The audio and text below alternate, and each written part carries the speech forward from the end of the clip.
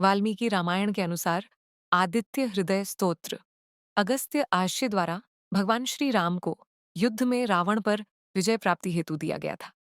आदित्य हृदय स्तोत्र का नित्य पाठ जीवन के अनेक कष्टों का एकमात्र निवारण है। इसके नियमित पाठ से मानसिक कष्ट, हृदय रोग, तनाव, शत्रु कष्ट और असफलताओं पर विजय प्राप्त की जा सकती है। इस स्तोत्र में सूर्यदेव की निष्ठापूर्वक उपासना करते हुए उनसे विजयी मार्ग पर ले जाने का अनुरोध है। आदित्य हृदय स्तोत्र सभी प्रकार के पापों, कष्टों और शत्रुओं से मुक्ति कराने वाला, सर्व कल्याणकारी, आयु, ऊर्जा और प्रतिष्ठा बढ़ाने वाला अति मंगलकारी विजय स्तोत्र है। श्री रामचंद्र जी जब युद्ध से थककर चिंता करते हुए रणभूमि में थे, इतने में रावण भी युद्ध के लिए उनके सामने उपस्थित हो गया। यह देख भगवान अगस्त्य मुनि, जो देवताओं के साथ युद्ध देखने के लिए आए थे, श्री राम के पास जाकर बोले, सबके हृदय में रमण करने वाले महाबाहो राम, यह सनातन गोपनीय स्तोत्र सुनो। वत्स,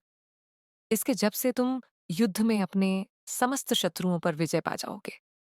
इस गोपनीय स्तोत्र का नाम है आदित्य हृदय स्तोत्रम। ये परम पवित्र और संपूर्ण शत्रुओं का नाश करने वाला है। इसके जप से सदा विजय की प्राप्ति होती है। ये नित्य अक्षय और परम कल्याणमय स्तोत्र है।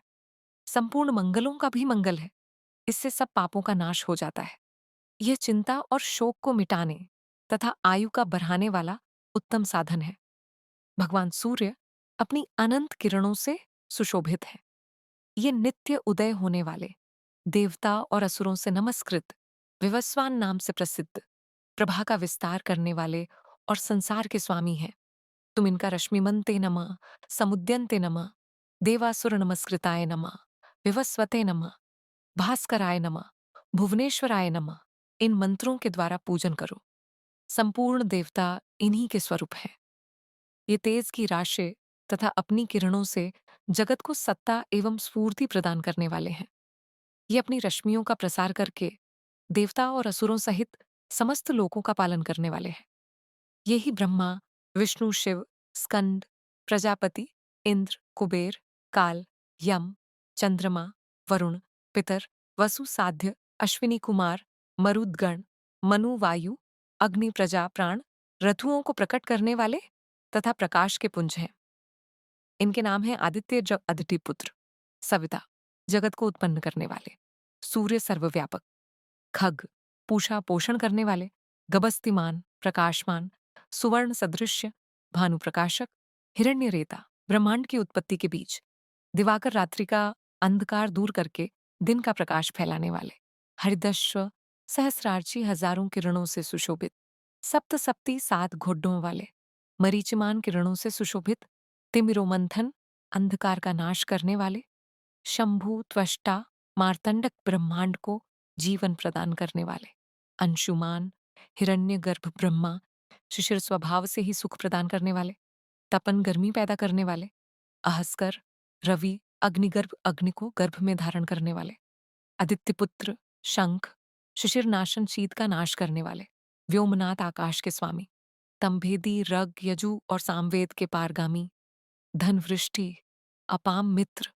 जल को उत्पन्न करने वाले। हे राम, तुम इस आदित्य हृदय स्तोत्र का पाठ करो तो आइए हम भी इस आदित्य हृदय स्तोत्र का पाठ करें। ॐ अस्य आदित्यहृदयस्तोत्रस्य अगस्त्यवैषी अनुष्टुप् छन्दादित्यहृदयभूतम्।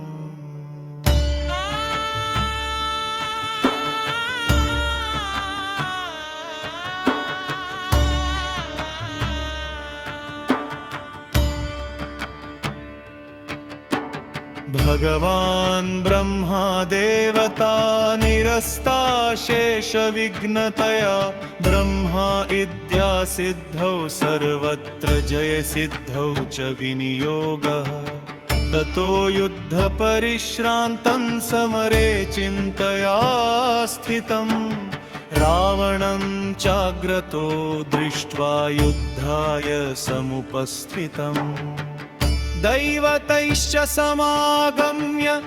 द्रष्टुमुभ्यागतोरणम् उपगम्या प्रवीद्रामगस्त्यो भगवास्तदा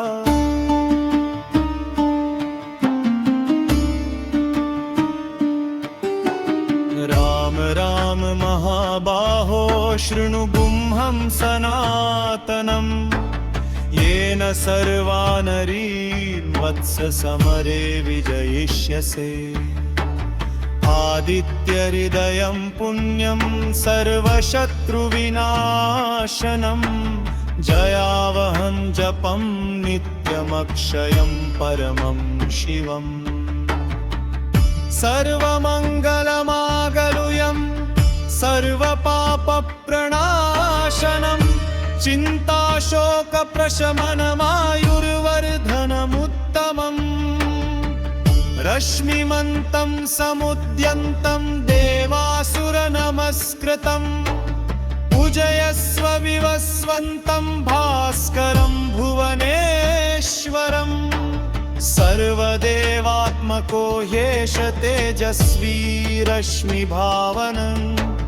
एष देवासुरगणां लोकान् पाति गभस्तिभिः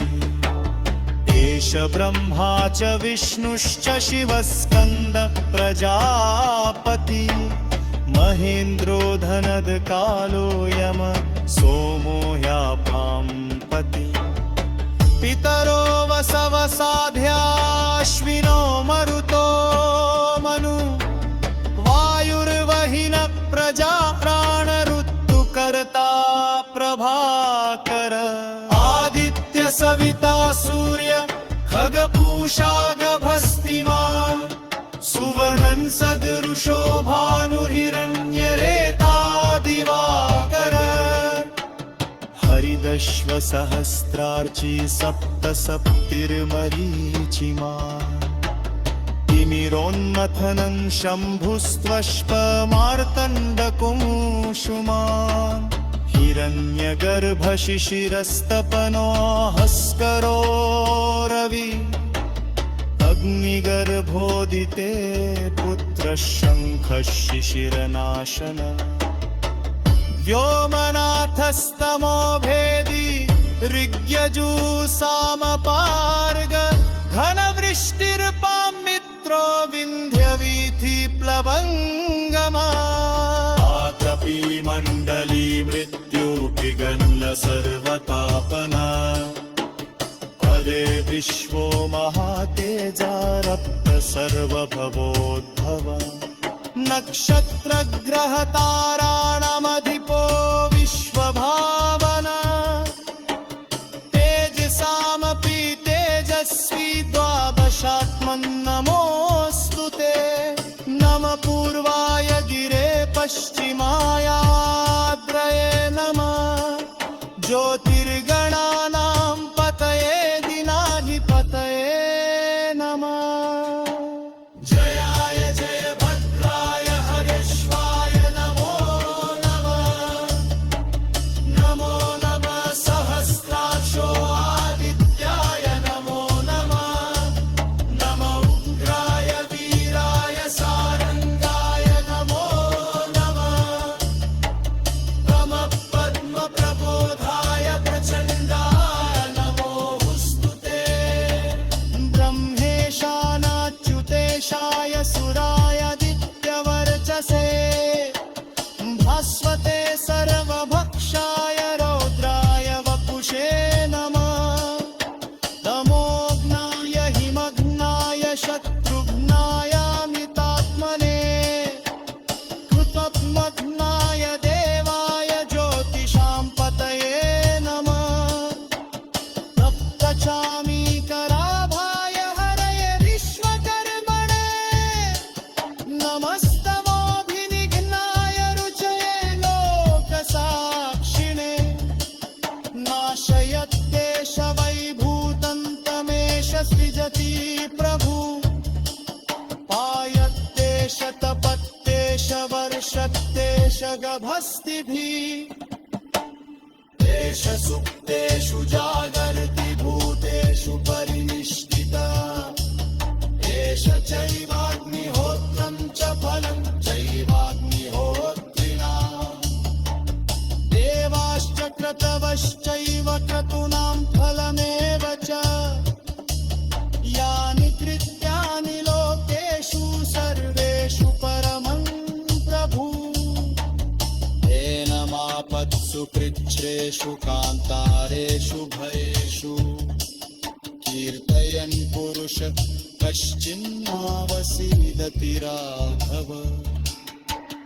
पूजयस्वैनमेकाग्रो देवे देवं जगत्पतिम् एतत् त्रिगुणितं जप्त्वा युद्धेषु विजयिष्यसि अस्मिन् क्षणे महाबाहो रावणं जहिष्यसि एवमुक्ता तथोरस्त्यो जगाम स यथागतं एतत् श्रुत्वा महातेजानष्टशोकभवद्भव भारामास सुप्पीघोरगमुत्रयतात्मनम् आगत्यं प्रेक्ष्य चक्रेदं परं हर्षमवाप्तवान् किगात्रं यशोजरभुक्ता धनुरावाय वीर्यवान् रावर्तं प्रेक्षरश्वात्पाजयहवन् सर्वागतम्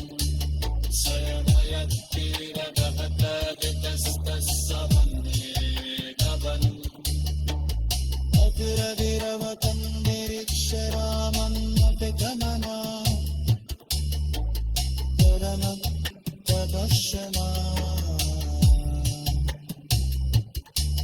निशिचरपति संशयभूरि ॐ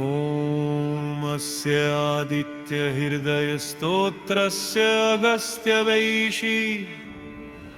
अनुष्टुप् छन्दादित्यहृदयभूतम्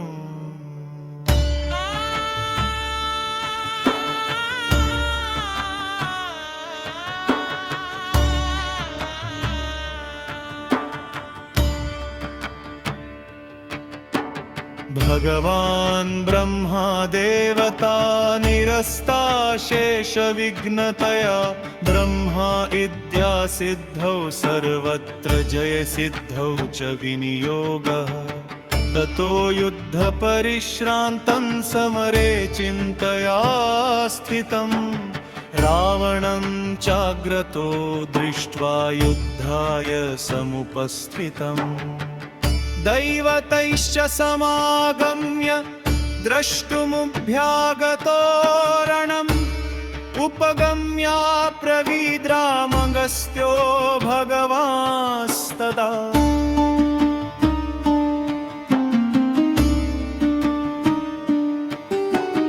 राम राम महाबाहो शृणु गुह्यं सनातनम् येन सर्वा नरीर्वत्स समरे विजयिष्यसे आदित्यहृदयं पुण्यं सर्वशत्रुविनाशनं जयावहं जपं नित्यमक्षयं परमं शिवम् सर्वमङ्गलमागलुयं सर्वपापप्रणाशनम् चिन्ताशोकप्रशमनमायुर्वर्धनमुत्तमम् रश्मिमन्तं समुद्यन्तं देवासुरनमस्कृतं पूजयस्व विवस्वन्तं भास्करं भुवनेश्वरम् सर्वदेवात्मको ह्येष तेजस्वी रश्मिभावनम् एष देवासुरगणां लोकान् पाति गभस्तिभिः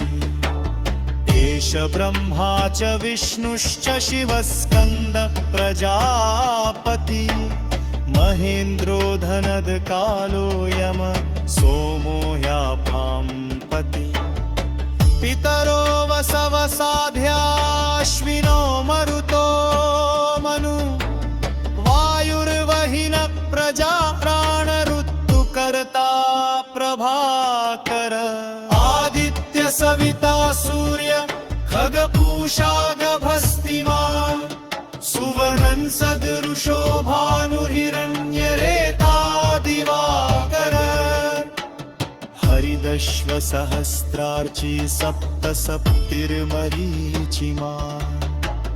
तिमिरोन्मथनं शम्भुस्त्वष्पमार्तण्डकुङ्कुमान् हिरण्यगर्भशिशिरस्तपनो हस्करो रवि अग्निगर्भोदिते पुत्रशङ्खः शिशिरनाशन व्योमनाथस्तमो भेदी ऋग्यजूसामपार्ग घनवृष्टिर्पां मित्रो विन्ध्यवीथि प्लवङ्गमा आतपी मण्डली मृत्युपिगल्ल सर्वतापना पदे विश्वो महातेजारप्त सर्वभवोद्भव नक्षत्रग्रहताराणामधिपो विश्वभावना तेजसामपि तेजस्वी द्वादशात्मन्नमोऽस्तु ते नमः पूर्वाय गिरे पश्चिमायाद्रये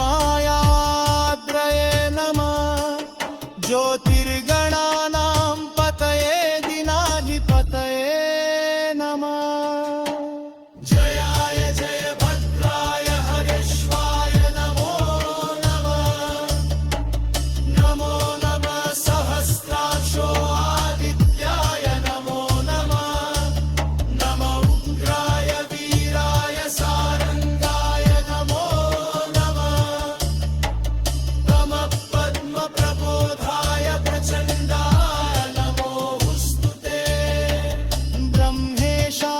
ब्रह्मेशानाच्युतेशाय सुरायादित्यवर्चसे भास्वते सर्वभक्षाय रौद्राय वपुषे नमः तमोघ्नाय हिमघ्नाय शत्रुघ्नायामितात्मने कृतघ्नाय देवाय ज्योतिषां पतये नमः तप्तचामीकराभाय हरये विश्वकर्मणे नमस्तमोऽभिनिघ्नाय रुचये लोकसाक्षिणे नाशयत्येष वैभूतं तमेष सृजति प्रभु पायत्येष तपत्येष वर्षत्येष गभस्तिभिः एष सुप्तेषु जागर्ति भूतेषु परिनिष्ठिता एष चैवाग्निहोत्रं च फलं चैवाग्निहोत्रिणाम् देवाश्च क्रतवश्चैव क्रतूनां फलमेव च यानि कृत्यानि लोकेषु सर्वेषु परमं प्रभु येनमापत्सु कृच्छ्रेषु कान्तारेषु भयेषु कीर्तयन् पुरुष कश्चिन्नावसीदति राघव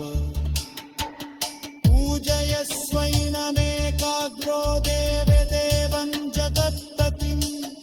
एतत् त्रिगुणितं जप्त्वा युद्धेषु विजयिष्यसि अस्मिन् क्षणे महाबाहो रावणं तं जहिष्यसि एवमुक्ता तथोरस्त्यो जगाम स यथागतं एतत् श्रुत्वा महातेजानष्टशूर्पगवद्भव भारामास सुखीघोरगमुत्रयतात्मनम् आदित्यं प्रेक्ष्य जप्रेदं परं हर्षमवाप्तवान् किदाचं यशोजरभूत्वा धनुरावाय वीर्यवान् रावणं प्रेक्षरश्वात्मा जयहवन् सर्वभावकम्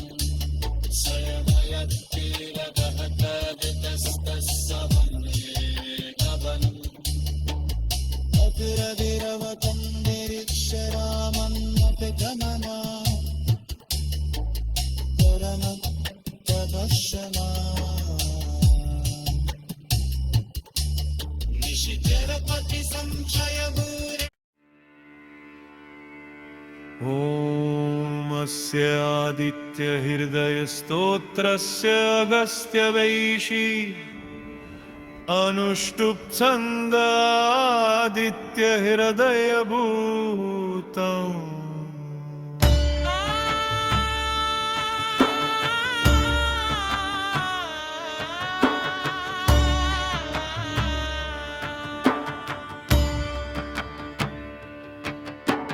भगवान् ब्रह्मा देवता निरस्ता शेषविघ्नतया ब्रह्मा इद्या सिद्धौ सर्वत्र जयसिद्धौ च विनियोगः।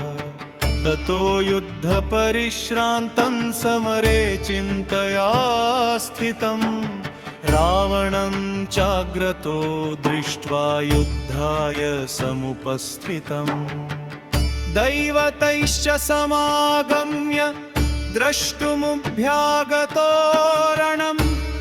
उपगम्याब्रवीद्रामगस्त्यो भगवांस्तदा।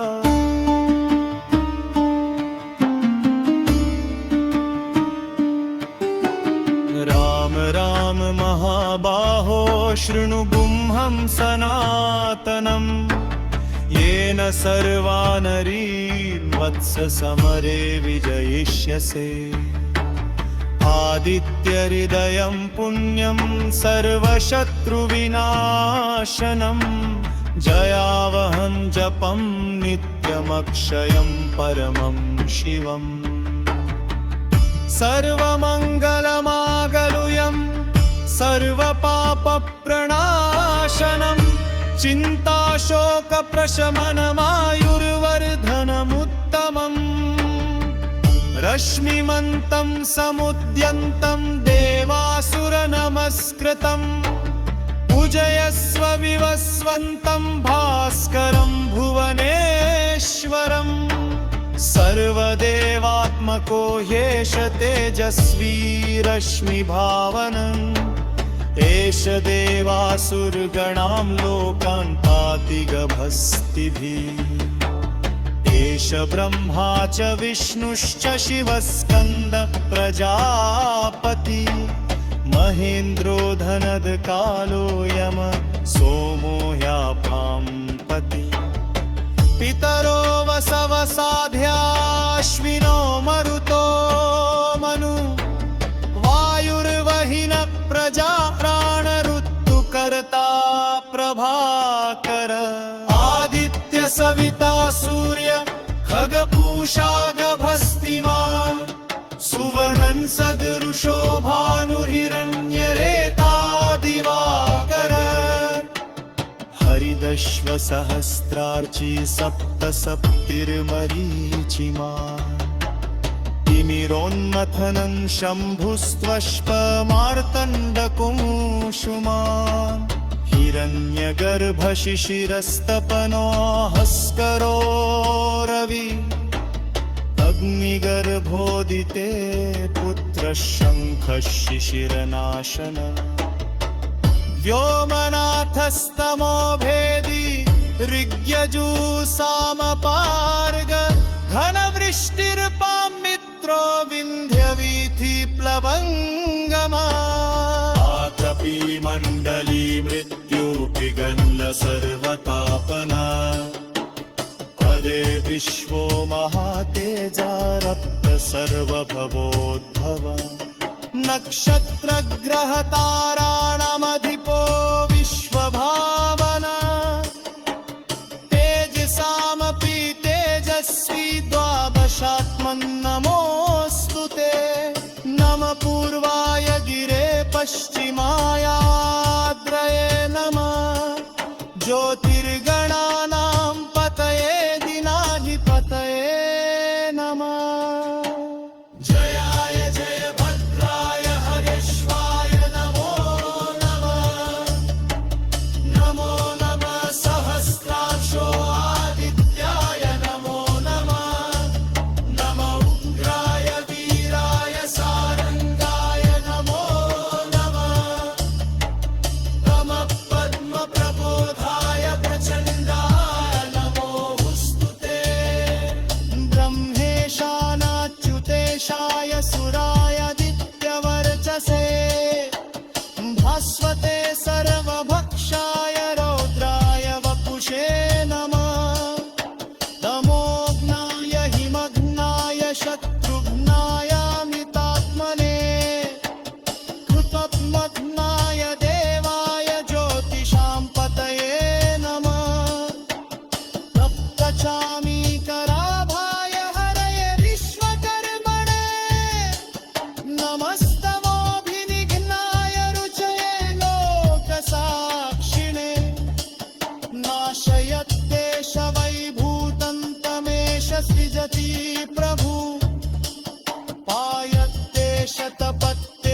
वर्षत्येष गभस्तिभिः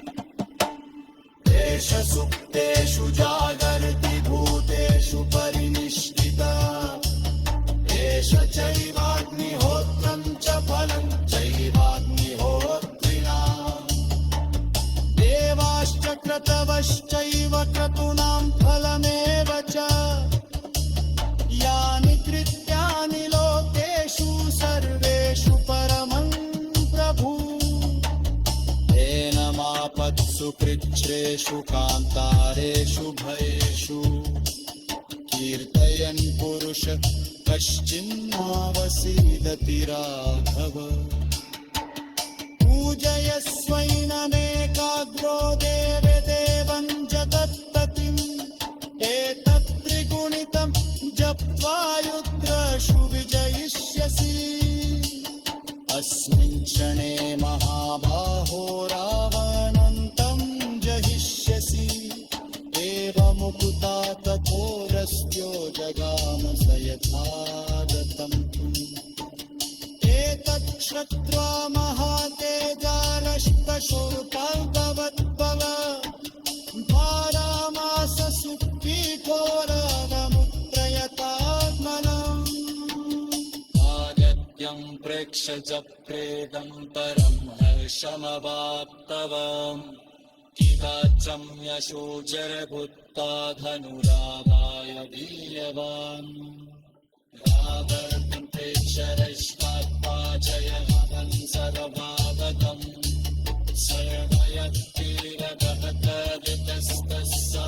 सर्वयत्तिरगहतवितस्तस्सवन्येकवन् अतिरविरवतं निरीक्ष्य रामन्नपि गमना परमं तपस्विना निशिचरपति संशयभूरि ॐ अस्य आदित्यहृदयस्तोत्रस्य अगस्त्यवैषी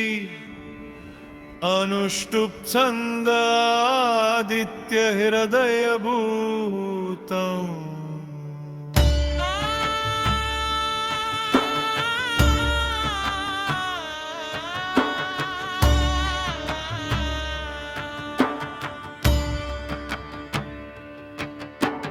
भगवान् ब्रह्मा देवता निरस्ताशेषविघ्नतया ब्रह्मा इद्या सिद्धौ सर्वत्र जयसिद्धौ च विनियोगः ततो युद्धपरिश्रान्तं समरे चिन्तया स्थितं रावणं चाग्रतो दृष्ट्वा युद्धाय समुपस्थितम् दैवतैश्च समागम्य द्रष्टुमुभ्यागतो रणम् उपगम्याब्रवीद्रामगस्त्यो भगवांस्तदा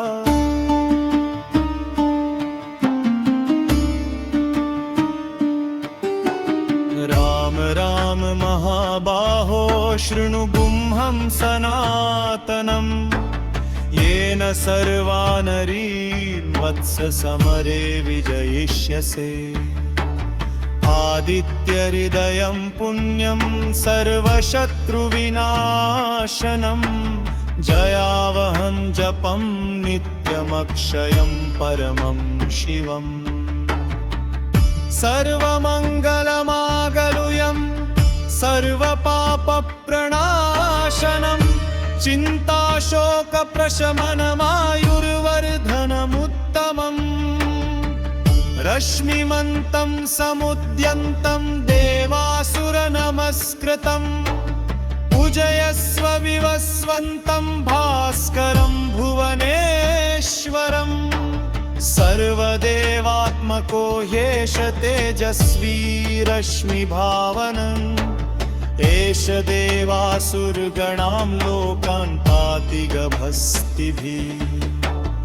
एष ब्रह्मा च विष्णुश्च शिवस्कन्द प्रजापति महेन्द्रो धनद कालो यम सोमो ह्यापां पति पितरो वसवसाध्याश्विनो मरुतो मनु वाय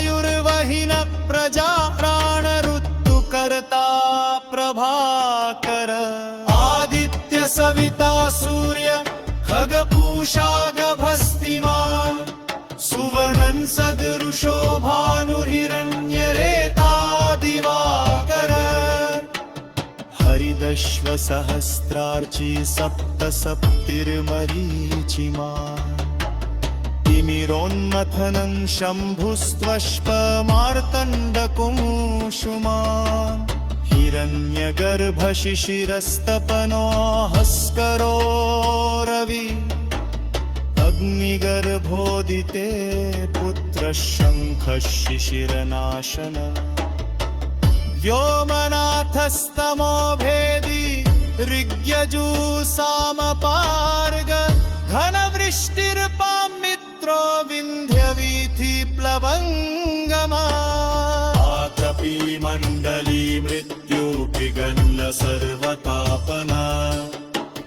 पदे विश्वो महातेजारप्त सर्वभवोद्भव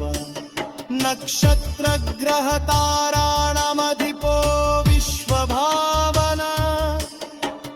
तेजसामपि तेजस्वी द्वादशात्मन्नमोऽस्तु ते नमः पूर्वाय गिरे पश्चिमायाद्रये नमः ज्योतिर्गणानां पतये दिनाधिपतये नमः जयाय जय भद्राय हरेश्वाय नमो नमः नमो नमः सहस्राक्षो आदित्याय नमो नमः नमः उग्राय वीराय सारंगाय नमो नमः नमः पद्मप्रबोधाय प्रचण्डाय नमोऽस्तु ते ब्रह्मेशानाच्युतेशाय सुरायादित्यवर्चसे भास्वते सर्वभक्षाय रौद्राय वपुषे नमः तमोघ्नाय हिमघ्नाय शत्रुघ्नायामितात्मने कृतघ्नाय देवाय ज्योतिषां पतये नमः तप्तचामीकराभाय हरये विश्वकर्मणे नमस्तमोऽभिनिघ्नाय रुचये लोकसाक्षिणे नाशयद्देश वैभूतं तमेष सृजति प्रभु पायद्देश तपद्देश वर्षद्देश गभस्तिभिः तेषु सुप्तेषु जागर्ति भूतेषु परिनिष्ठिता एष चैवाग्निहोत्रं च फलं चैवाग्निहोत्रिणा देवाश्च क्रतवश्चैव क्रतूनां फलमेव च यानि कृत्यानि लोकेषु सर्वेषु परमं प्रभु तेनमापत्सु कृच्छ्रेषु कान्तारेषु भयेषु कीर्तयन् पुरुष कश्चिन्नावसीदति राघव पूजयस्वैनमेकाग्रो देवदेवं जगत्पतिम् एतत् त्रिगुणितं जप्त्वा युद्धेषु विजयिष्यसि अस्मिन् क्षणे महाबाहो रावणन्तं जहिष्यसि एवमुक्ता तथोरस्त्यो जगाम स यथागतं एतत् श्रुत्वा महातेजानष्टशोकाङ्गवद्भव भारामास सुप्तीघोरगमुत्रयतात्मनम् आगत्यं प्रेक्ष च प्रेदं परं हर्षमवाप्तवान् किराचं यशोचरभुक्ता धनुरावाय वीर्यवान् रावर्ते शरश्वात्मा जयमहं सर्वभावकम् सर्वयत्तीरगहकवितस्तस्य वन्दे कवनम् अग्रविरवतं निरीक्ष्य रामन्नपि गमना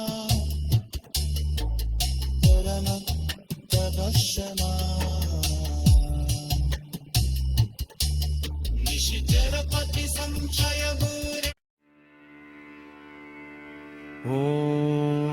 तस्य आदित्यहृदयस्तोत्रस्य अगस्त्यवैशी अनुष्टुप् छन्दादित्यहृदयभूतम्।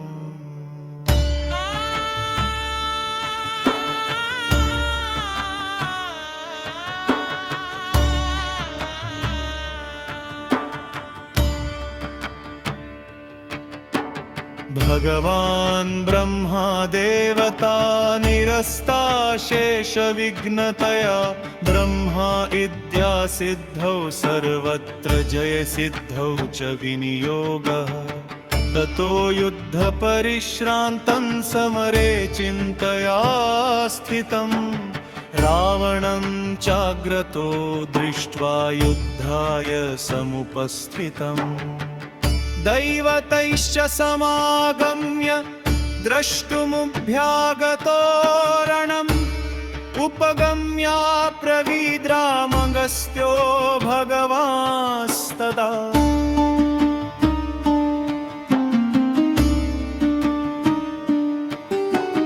राम राम महाबाहो शृणु गुह्यं सनातनम्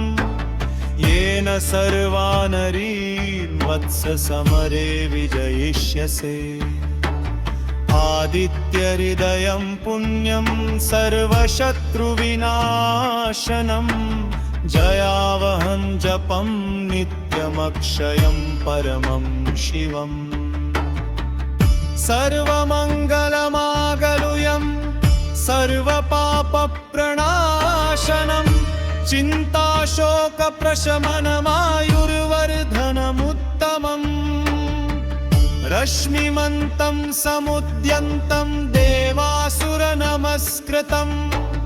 पूजयस्व विवस्वन्तं भास्करं भुवनेश्वरम्। सर्वदेवात्मको ह्येष तेजस्वी रश्मिभावनम् एष देवासुरगणां लोकान् पाति गभस्तिभिः। एष ब्रह्मा च विष्णुश्च शिवस्कन्द प्रजापति महेन्द्रो धनदकालो यम सोमो ह्यापां पति। पितरो वसवसाध्याश्विनो मरुतो मनु वायुर्वहिन प्रजा प्राणऋतुकर्ता प्रभाकर। आदित्य सविता सूर्य खगपूषा गभस्तिमान् सुवर्णं सदृशो भानुर्हिरण्यरेता दिवाकर। हरिदश्वसहस्रार्ची सप्तसप्तिर्मरीचिमान् तिमिरोन्मथनं शम्भुस्त्वष्पमार्तण्डकुङ्कुमान् हिरण्यगर्भशिशिरस्तपनो हस्करो रवि अग्निगर्भोदिते पुत्रशङ्खः शिशिरनाशन। व्योमनाथस्तमो भेदी ऋग्यजूसामपार्ग घनवृष्टिर्पां मित्रो विन्ध्यवीथि प्लवङ्गमा। आतपी मण्डली मृत्युपिगण्ड सर्वतापना पदे विश्वो महातेजा रक्त सर्वभवोद्भव। नक्षत्रग्रहताराणामधिपो विश्वभावना तेजसामपि तेजस्वी द्वादशात्मन्नमोऽस्तु ते। नमः पूर्वाय गिरे पश्चिमायाद्रये नमः ज्योतिर्गणानां पतये दिनाधिपतये नमः। जयाय जय भद्राय हरेश्वाय नमो नमः। नमो नमः सहस्राक्षो आदित्याय नमो नमः। नमो उग्राय वीराय सारंगाय नमो नमः। नमः पद्मप्रबोधाय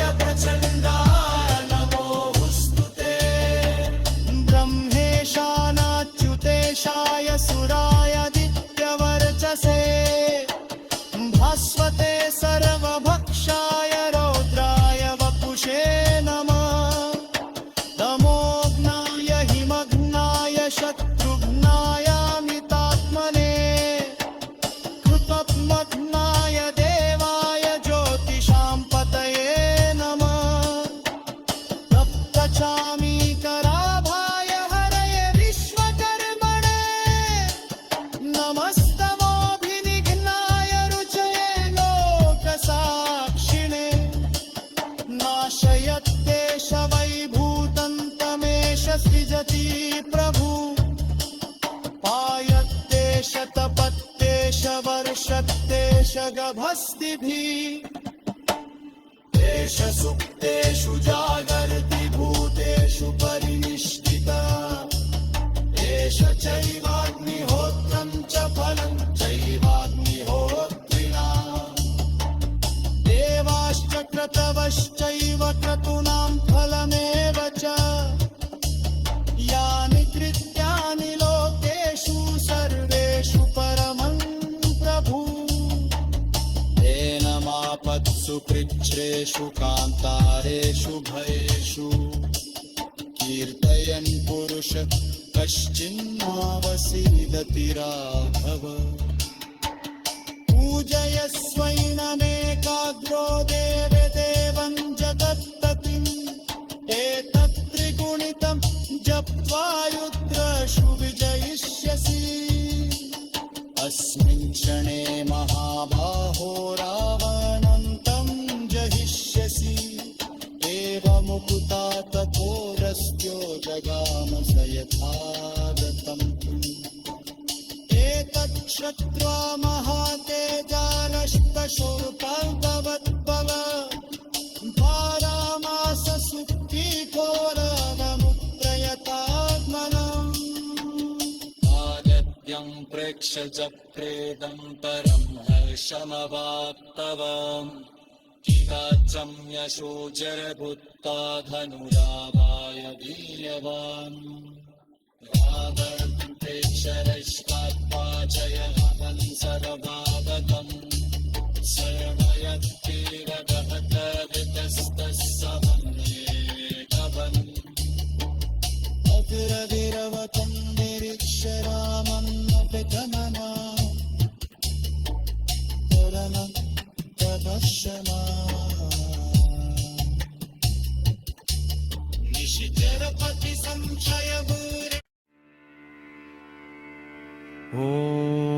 अस्य आदित्यहृदयस्तोत्रस्य अगस्त्यवैषी अनुष्टुप् छन्दादित्यहृदयभूतम्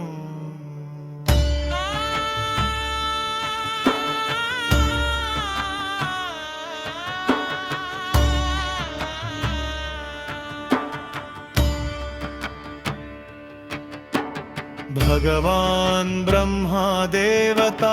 निरस्ताशेषविघ्नतया ब्रह्मा इद्या सिद्धौ सर्वत्र जयसिद्धौ च विनियोगः ततो युद्धपरिश्रान्तं समरे चिन्तया स्थितं रावणं चाग्रतो दृष्ट्वा युद्धाय समुपस्थितम्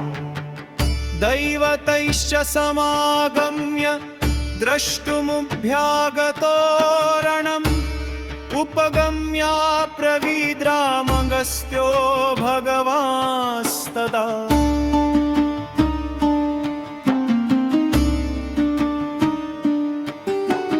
राम राम महाबाहो शृणु गुह्यं सनातनम्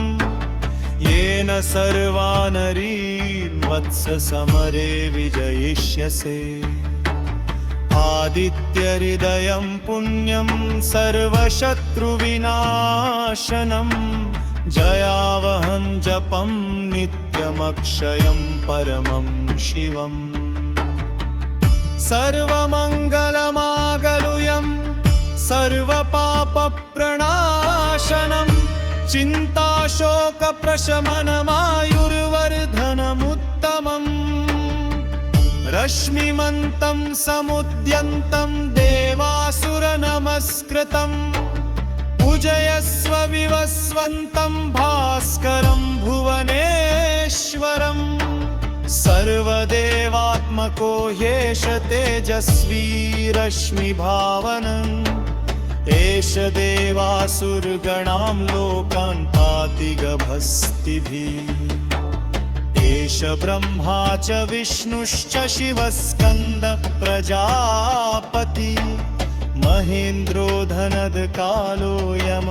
सोमो ह्याभां पति पितरो वसवसाध्याश्विनो मरुतो मनु वाय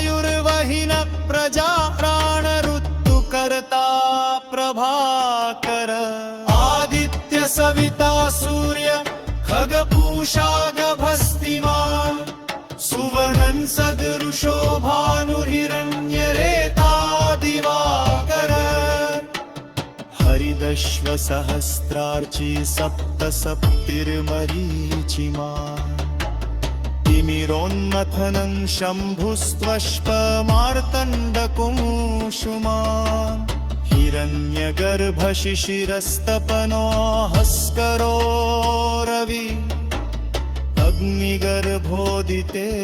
पुत्रशङ्खः शिशिरनाशन व्योमनाथस्तमो भेदी ऋग्यजूसामपार्ग घनवृष्टिर्पां मित्रो विन्ध्यवीथि प्लवङ्गमा आतपी मण्डली मृत्युपिगन्न सर्वतापना पदे विश्वो महातेजारप्त सर्वभवोद्भव नक्षत्रग्रहताराणामधिपो विश्वभावना तेजसामपि तेजस्वी द्वादशात्मन्नमोऽस्तु ते नमः पूर्वाय गिरे पश्चिमायाद्रये नमः ज्योतिर्गणानां पतये दिनाधिपतये नमः जयाय जय भद्राय हरेश्वाय नमो नमः नमो नमः सहस्राक्षो आदित्याय नमो नमः नमः उग्राय वीराय सारंगाय नमो नमः नमः पद्मप्रबोधाय प्रचण्डाय नमोऽस्तु ते ब्रह्मेशानाच्युतेशाय सुरायादित्यवर्चसे भास्वते सर्वभक्षाय रौद्राय वपुषे नमः तमोघ्नाय हिमघ्नाय शत्रुघ्नायामितात्मने कृतमग्नाय देवाय ज्योतिषां पतये नमः तप्तचामीकराभाय हरये विश्वकर्मणे नमस्तमोऽभिनिघ्नाय रुचये लोकसाक्षिणे नाशयद्देश वैभूतं तमेष सृजति प्रभु पायद्देश तपद्देश वर्षद्देश गभस्तिभिः तेष सुप्तेषु जागर्ति भूतेषु परिनिष्ठिता एष चैवाग्निहोत्रं च फलं चैवाग्निहोत्रिणाम् देवाश्च क्रतवश्चैव क्रतूनां फलमेव च यानि कृत्यानि लोकेषु सर्वेषु परमं प्रभु येन मापत्सु कृच्छ्रेषु कान्तारेषु भयेषु कीर्तयन् पुरुष कश्चिन्नावसीदति राघव पूजयस्वैनमेकाग्रो देवदेवं जगत्पतिम् एतत्त्रिगुणितं जप्त्वा युद्धेषु विजयिष्यसि अस्मिन् क्षणे महाबाहो रावणं तं जहिष्यसि एवमुक्ता तथोरस्त्यो जगाम स यथागतं एतत् श्रुत्वा महातेजानष्टशूर्पभवद्भव भारामास सुप्तीघोरवमुत्रयतात्मनम् आदित्यं प्रेक्ष्य जप्रेदं परं हर्षमवाप्तवान् किराचं यशोजरभुत्ता धनुरावाय वीर्यवान् रावर्ते शरश्वात्पाचयहवन् सर्वागतम् सर्वयत्तीरगहतवितस्तः समन्वेगवन् अग्रविरवतं निरीक्ष्य रामन्नपि गमना परमं तपस्यमा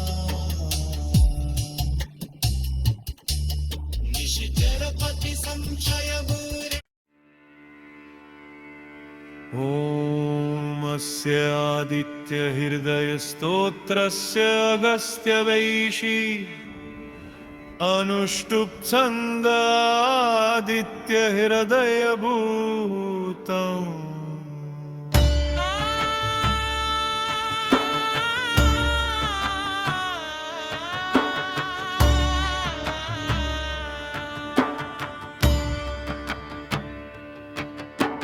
भगवान् ब्रह्मा देवता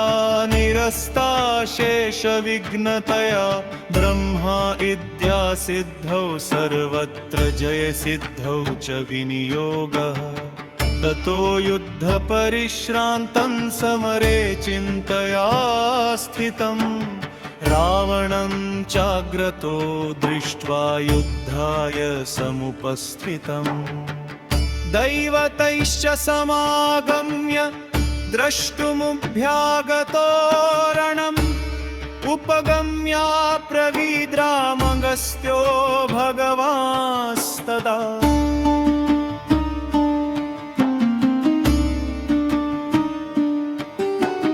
राम राम महाबाहो शृणु गुह्यं सनातनम् येन सर्वा नरीन् वत्स समरे विजयिष्यसे आदित्यहृदयं पुण्यं सर्वशत्रुविनाशनं जयावहं जपं नित्यमक्षयं परमं शिवम् सर्वमङ्गलमागलुयं सर्वपापप्रणाशनम् चिन्ताशोकप्रशमनमायुर्वर्धनमुत्तमम् रश्मिमन्तं समुद्यन्तं देवासुरनमस्कृतम् पूजयस्व विवस्वन्तं भास्करं भुवनेश्वरम् सर्वदेवात्मको ह्येष तेजस्वी रश्मिभावनम् एष देवासुरगणां लोकान् पाति गभस्तिभिः एष ब्रह्मा च विष्णुश्च शिवस्कन्द प्रजापति महेन्द्रो धनद कालो यम सोमो ह्यापां पति पितरो वसवसाध्याश्विनो मरुतो मनु वायुर्वहिन प्रजा प्राणऋतुकर्ता प्रभाकर आदित्य सविता सूर्य खगपूषा गभस्तिमान् सुवर्णं सदृशो भानुर्हिरण्यरेता दिवाकर हरिदश्व सहस्रार्ची सप्त सप्तिर्मरीचिमान् तिमिरोन्मथनं शम्भुस्त्वष्पमार्तण्डकुङ्कुमान् हिरण्यगर्भशिशिरस्तपनो हस्करो रवि अग्निगर्भोदिते पुत्रशङ्खः शिशिरनाशन व्योमनाथस्तमो भेदी ऋग्यजूसामपार्ग घनवृष्टिर्पां मित्रो विन्ध्यवीथि प्लवङ्गमा आतपी मण्डली मृत्युपिगण्ड सर्वतापना पदे विश्वो महातेजारप्त सर्वभवोद्भव नक्षत्रग्रहताराणामधिपो विश्वभावना तेजसामपि तेजस्वी द्वादशात्मन्नमोऽस्तु ते नमः पूर्वाय गिरे पश्चिमायाद्रये नमः ज्योतिर्गणानां पतये दिनाधिपतये नमः जयाय जय भद्राय हरेश्वाय नमो नमः नमो नमः सहस्राक्षो आदित्याय नमो नमः नमो उग्राय वीराय सारंगाय नमो नमः नमः पद्मप्रबोधाय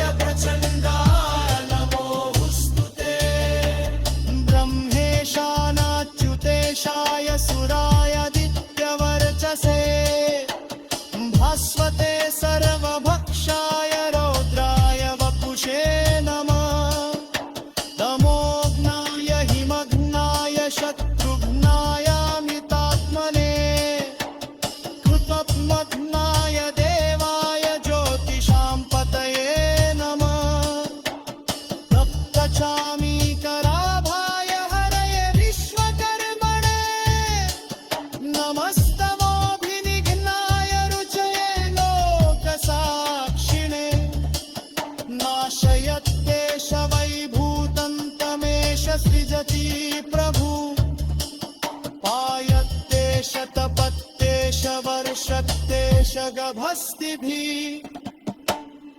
एष सुप्तेषु जागर्ति भूतेषु परिनिष्ठिता एष चैवाग्निहोत्रं च फलं चैवाग्निहोत्रिणाम् देवाश्च क्रतवश्चैव क्रतूनां फलमेव च यानि कृत्यानि लोकेषु सर्वेषु परमं प्रभु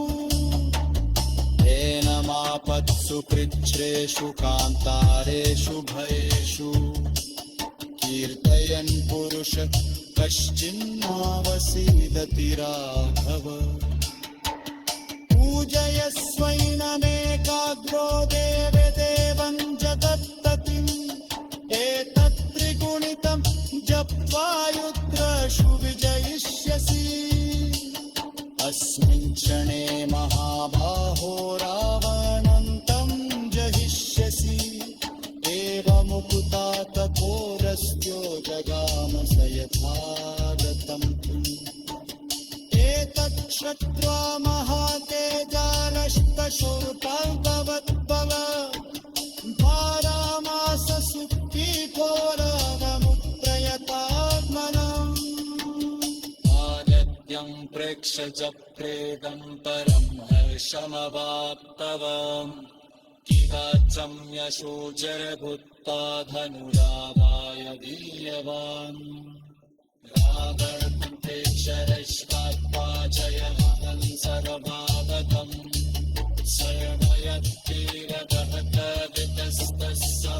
सर्वयत्कीरगहतवितस्तस्समन्येकवन्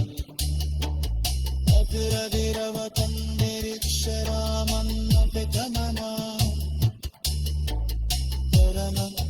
तपस्यमा निशिचरपति संशय ॐ आदित्यहृदयस्तोत्रस्य अगस्त्यवैषी अनुष्टुप् छन्दादित्यहृदयभूतम्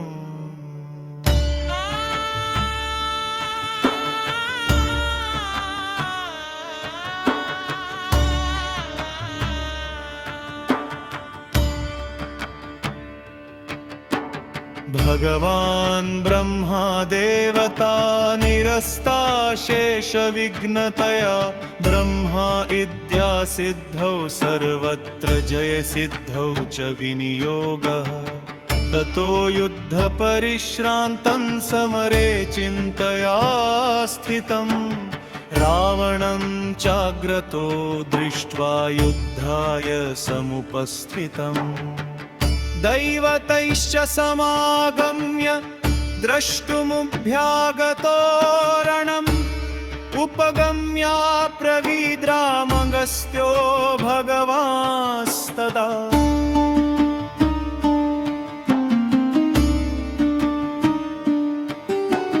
राम राम महाबाहो शृणु गुह्यं सनातनम् येन सर्वा नरीर्वत्स समरे विजयिष्यसे आदित्यहृदयं पुण्यं सर्वशत्रुविनाशनं जयावहं जपं नित्यमक्षयं परमं शिवम् सर्वमङ्गलमागलुयं सर्वपापप्रणाशनम् चिन्ताशोकप्रशमनमायुर्वर्धनमुत्तमम् रश्मिमन्तं समुद्यन्तं देवासुरनमस्कृतम् पूजयस्व विवस्वन्तं भास्करं भुवनेश्वरम् सर्वदेवात्मको ह्येष तेजस्वी रश्मिभावनम्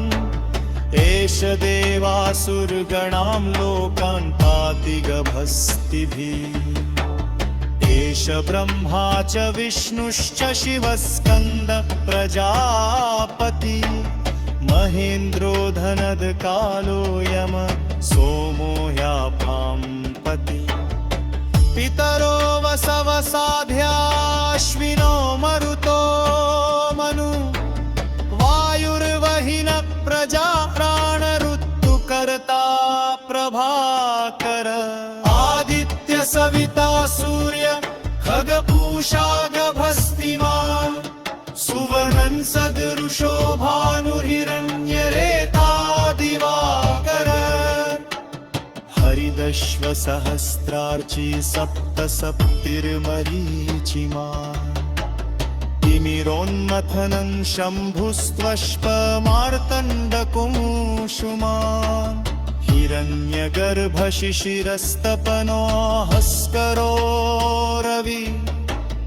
अग्निगर्भोदिते पुत्रशङ्खः शिशिरनाशन व्योमनाथस्तमो भेदी ऋग्यजूसामपार्ग घनवृष्टिर्पां मित्रो विन्ध्यवीथि प्लवङ्गमा आतपी मण्डली मृत्युपिगण्ड सर्वतापना पदे विश्वो महातेजारप्त सर्वभवोद्भव नक्षत्रग्रहताराणामधिपो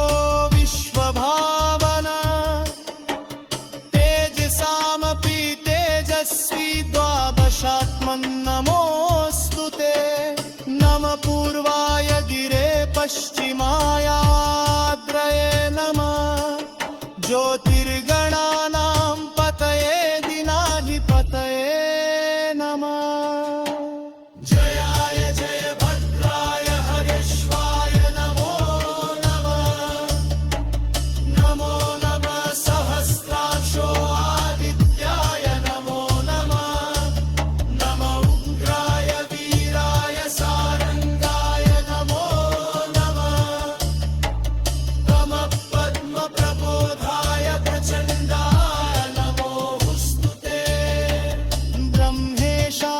ब्रह्मेशानाच्युतेशाय सुरायादित्यवर्चसे भास्वते सर्वभक्षाय रौद्राय वपुषे नमः तमोघ्नाय हिमघ्नाय शत्रुघ्नायामितात्मने कृतघ्नाय देवाय ज्योतिषां पतये नमः तप्तचामीकराभाय हरये विश्वकर्मणे नमस्तमोऽभिनिघ्नाय रुचये लोकसाक्षिणे नाशयत्येष वैभूतं तमेष सृजति प्रभु पायत्येष तपत्येष वर्षत्येष गभस्तिभिः एष सुप्तेषु जागर्ति भूतेषु परिनिष्ठिता एष चैवाग्निहोत्रं च फलं चैवाग्निहोत्रिणा देवाश्च क्रतवश्चैव क्रतूनां फलमेव च यानि कृत्यानि लोकेषु सर्वेषु परमं प्रभु मापत्सु कृच्छ्रेषु कान्तारेषु भयेषु कीर्तयन् पुरुष कश्चिन्नावसीदति राघव पूजयस्वैनमेकाग्रो देवदेवं जगत्पतिम् एतत्त्रिगुणितं जप्त्वा युद्धेषु विजयिष्यसि अस्मिन् क्षणे महाबाहो रावणं तं जहिष्यसि एवमुक्ता तथोरस्त्यो जगाम स यथागतं एतत् श्रुत्वा महातेजानष्टशोर्पवद्भव भारामास सुखी घोरमुत्रयतात्मनम् आदित्यं प्रेक्ष्य जप्रेदं परं हर्षमवाप्तवान् किराचं यशोजरभूत्वा धनुरावाय वीर्यवान् रावणं